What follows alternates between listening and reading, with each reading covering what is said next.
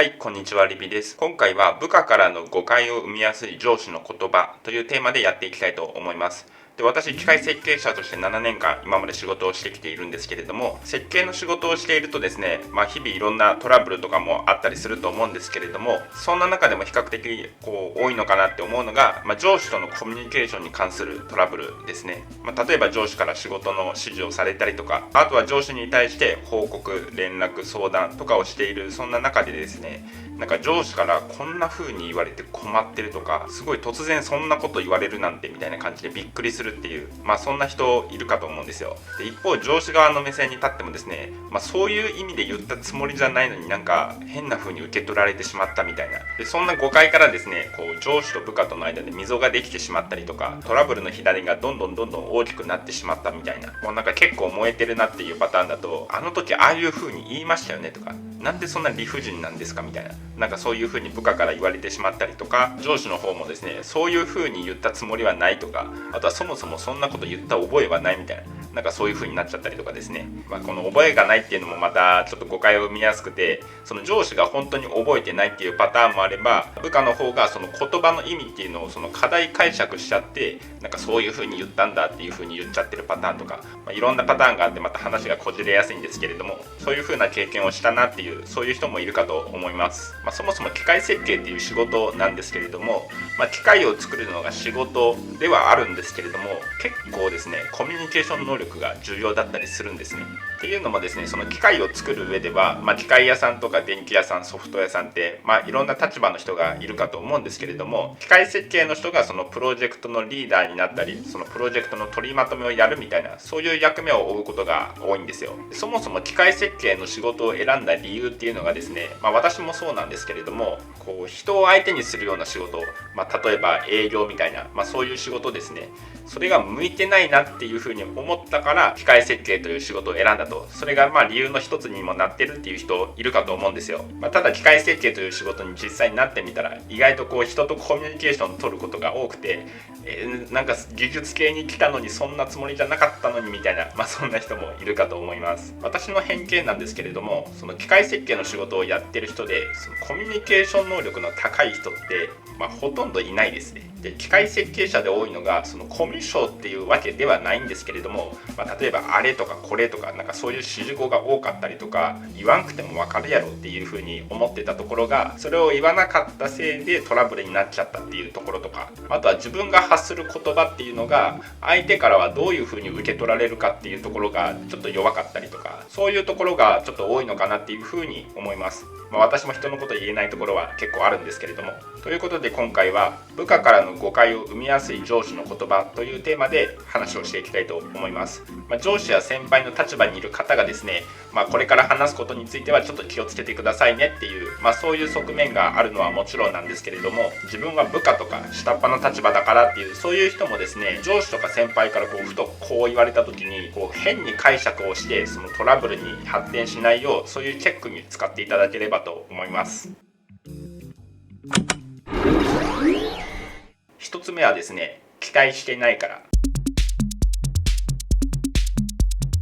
これどういう場面であるかっていうと、その上司の人が例えば経験の浅い若手の人とかに仕事を振りますと、そういう場面があった時に、その去り際に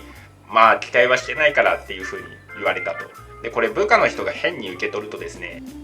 俺ってそんなに役立たずって思われてたんかとか、めっちゃ見下されてる、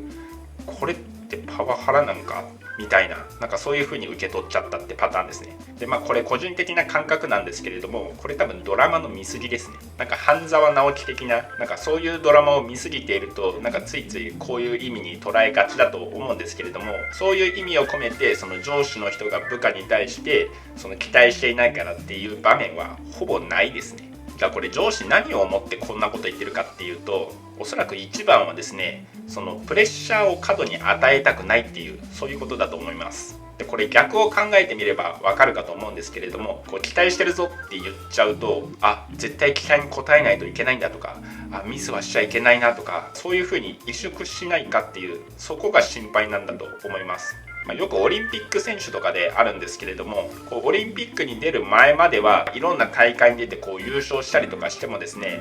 そんなにメディアにちやほやされることはなかったのに、オリンピックのシーズンになってそのオリンピックの代表選手だっていう風に選ばれて、この人はメダルを取れるかもしれませんっていう風に、そういう風にメディアからわちゃわちゃ言われ出した途端にですね、国民の期待に応えなければみたいな、そんな変なプレッシャーからうまく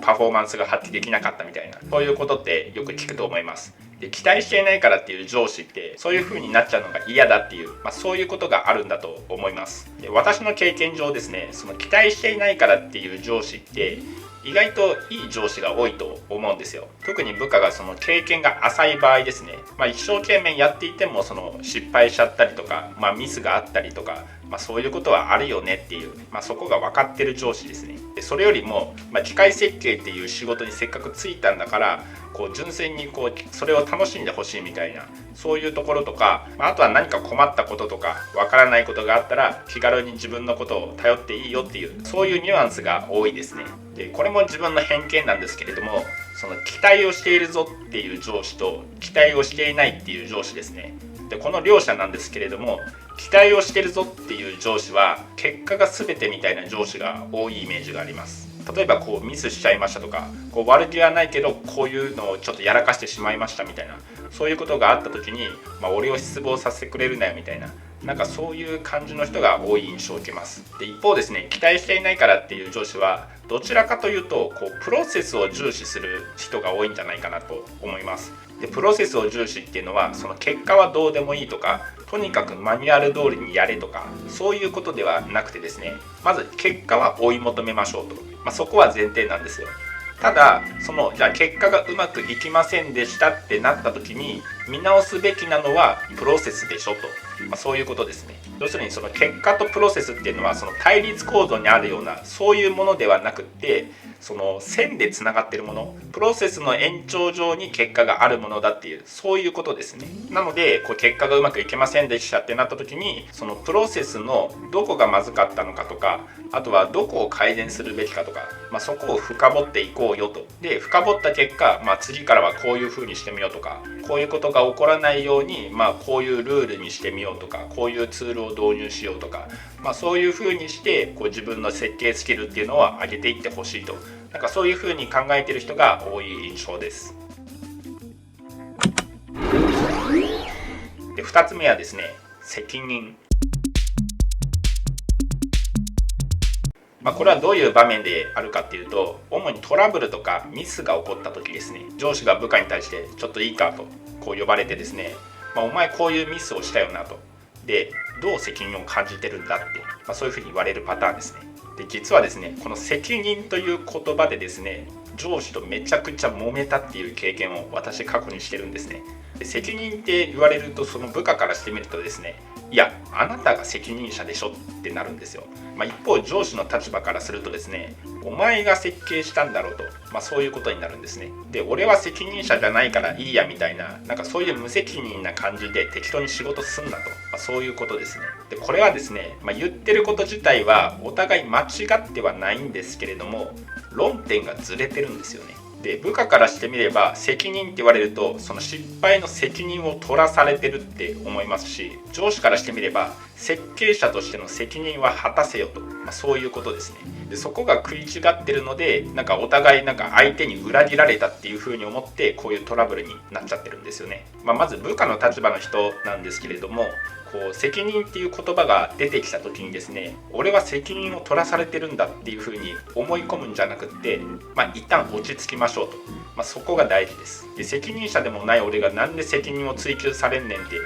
そこがおかしいっていうのはですね、よっぽどぶっ飛んだ上司じゃない限りはですね、上司も分かってますと。だから論点はそこじゃないっていう、そこですね。上司は部下に対して自分の期待を裏切られたっていう風に思ってると思うんですよ。どういう期待かっていうと、その部下の人に対して設計者として一人前になってほしいと。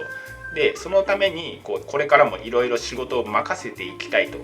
そういう期待を裏切られたっていうことですね。で、上司の中の理想は何かっていうと、その機械設計の仕事とかをどんどん部下に任せていくことによって、その部下が機械設計って楽しいなとかやりがいあるなっていう風に感じてってほしいっていうところが一つと、で加えて上司は上司でその上司でしかできない仕事に集中したい、例えばプロジェクト全体のその管理のこととか、あとはこれからの経営方針のこととか、お客さんとのコミュニケーションのこととか、いろんなことですね。そっちに時間を割いていきたいと。でそこがうまくいけば、部下の人は一人の機械設計者としてどんどん一人前に成長してやりがいも感じていけるだろうし、上司は上司で抽象度の高い仕事に対して成果を出すことによって会社や事業にとってもプラスになるだろうと。そうすればその部下も上司もハッピーになれるよねと。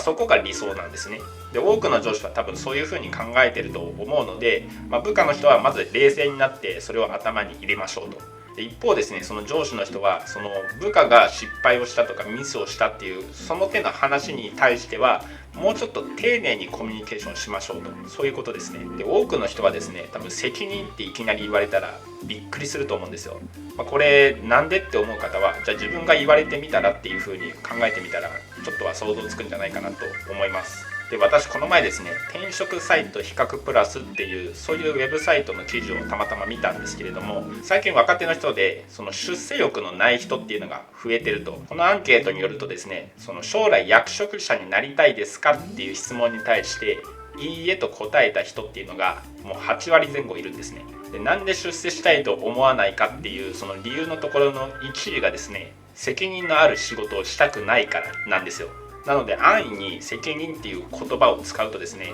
部下の人の多くはびっくりするしすごい嫌に思うっていう、そこは上司は理解してほしいかなと、そういうふうに思います。で最後3つ目なんですけれども、何でもいい、どうでもいい。どういう場面であるかっていうと、その部下の人が上司の人に対して何かこう相談をするとか、ここってどうしたらいいですかねとか、なんかそういう感じですね。でそれに対して何でもいいとかどうでもいいとかって言われると、ほんまやなと、ほんまにどうでもいいんかと、じゃあもう勝手にするけどもどうなっても知らんよと、後で絶対文句言うなよと、そういう風になってしまうケースもありますね。で上司の人が使うこの何でもいいとかどうでもいいっていうのは、ニュアンスがめちゃくちゃいっぱいあるので結構誤解を招きやすいと思うんですね。どういうのかっていうと、例えば1つ目が本当に何でもいいと、そういうパターンですね。要するに特に決まったルールとかこうしなきゃいけないみたいなそういうのはないから、自分で考えて決めていいよと、そういうパターンですね。で2つ目のパターンはですね、その俺の脳のエネルギーを使わせてくれるなっていうそういうパターンですね。でこれ本当かどうかは分かんないんですけれども、人間が1日の中で物事を判断できる回数には限りがあると。その相談された内容がその上司の人にとっては重要度が低いと。で興味もないし、でそんなことにわざわざこう何か意見を述べたり選択するっていうのはもうめんどくさいと。だからもう俺にお伺いを立てるなと、そういうことですね。で3つ目はこの突き放すパターンなんですけれども、これは要約すると、そこは本質やないやろとか、今そこを考えるべきやないやろと、そういう意味ですね。例えば上司が部下に対してその概念設計をお願いしていたとして、で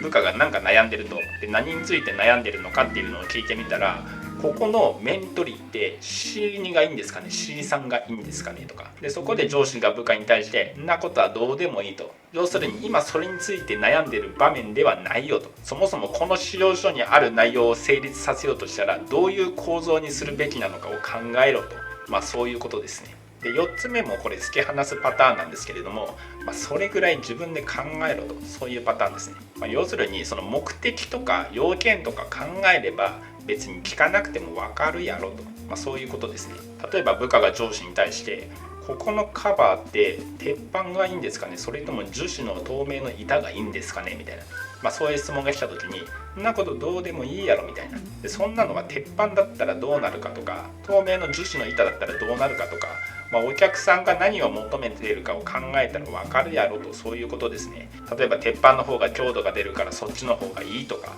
そういうことであれば鉄板にすればいいし、例えばメンテナンスをしようと思ったらその透明な板じゃなかったらわざわざ中に照明をつけてとかいろいろせなあかんやろと、でそういうことぐらいちょっと考えたら分かるだろうと、そういうことですね。で続いて5つ目がですね、前提が隠れてるパターンですね。その何でもいいっていうのはその目的に沿っているかどうかとか、あとは俺のの方針に沿ってるかどうかとか、そこが沿っていれば何でもいいよとか、あとは大きな不都合がなければ何でもいいよと、そういうパターンですね。で実際その目的に合ってるかどうかとか不都合がないかどうかっていうのはもう適宜自分で考えてって、そういうパターンですね。で最後6つ目が、俺に聞かれてもなって困ってるパターンですね。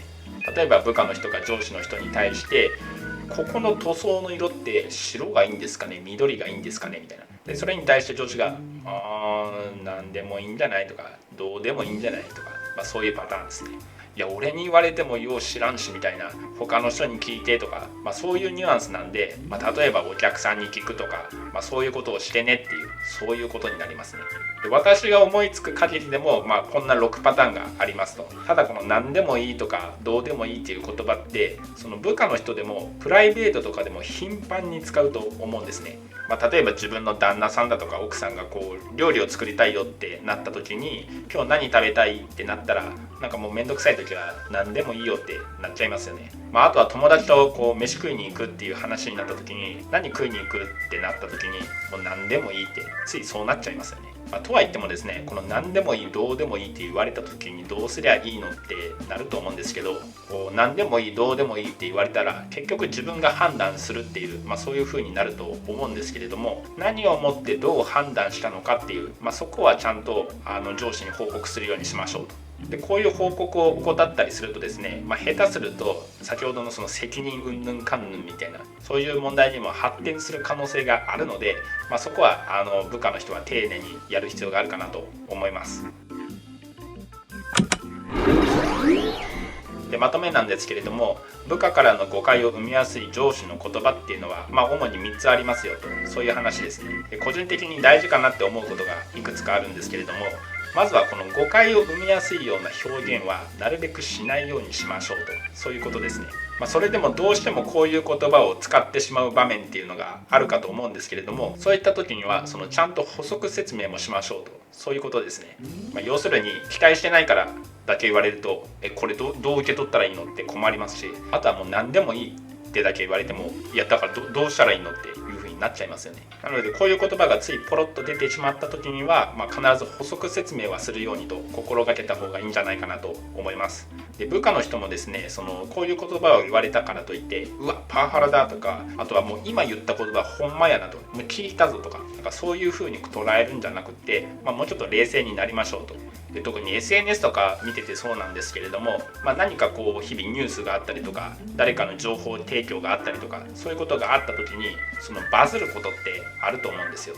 でこのバズりっていうのは、いろんな方がいいねを押したりとかリツイートをしたりってあると思うんですけど、押してる人のほとんどは多分直感的というか、瞬間的に判断して押してるって、そういう人が多いと思うんですね。で私このバズった情報に対していいねを押したりとか、なんかアクションを起こすことって本当にたまにしかなくて、もうほとんどはスルーなんですね。っていうのもバズった内容が本当に正確な情報かどうかもわからないですし、あと表現のニュアンスとかコンテキストを考えた時に自分がふと感じた意味と本当に一緒なのかどうかって結構じっくり精査しないと分かんないんですよ。で逆にそこを怠って直感的に反応したりとかってすると、周りの人の信用とか信頼を失うんですね。周りの人の信用信頼を失うっていうのはもう本当に良くないので、なのでそこは冷静に情報を見ていく癖っていうのをつけていくのがいいんじゃないかなと思います。はい、ここまでのご視聴ありがとうございました。最後にお知らせです。このものづくりのすすめチャンネルでは、機械設計に役立つ情報とか、あとは私が機械設計の仕事の経験を踏まえて思ったこと考えたことっていうのを、情報発信していきます。動画がいいなと思ったらいいねやチャンネル登録、また SNS への拡散をしていただけたら嬉しいです。コメントも受け付けておりますので、ぜひ思ったことを書き込んでみてください。それからものづくりのすすめというブログや Twitter でも情報発信をしています。気になる方はチェックをしてみてください。それから機械設計に関する悩み相談も承っております。特に若手の方って右も左もわからないようなそんな場面があるかと思うんですけれども、そういった時に気軽にご利用いただければと思います。ココナラというサービスから受け付けていますので、気になる方はぜひチェックしてみてください。それから機械設計の仕事の依頼も承っております。普段私はここの在宅で設計をしているんですけれども、何か設計の手が欲しいとか、あとは CAD 使える人のその手を借りたいとか、そういう場面があれば概要欄のメールアドレスからご連絡いただければと思います。ではここまでのご視聴ありがとうございました。また次回の動画でお会いしましょう。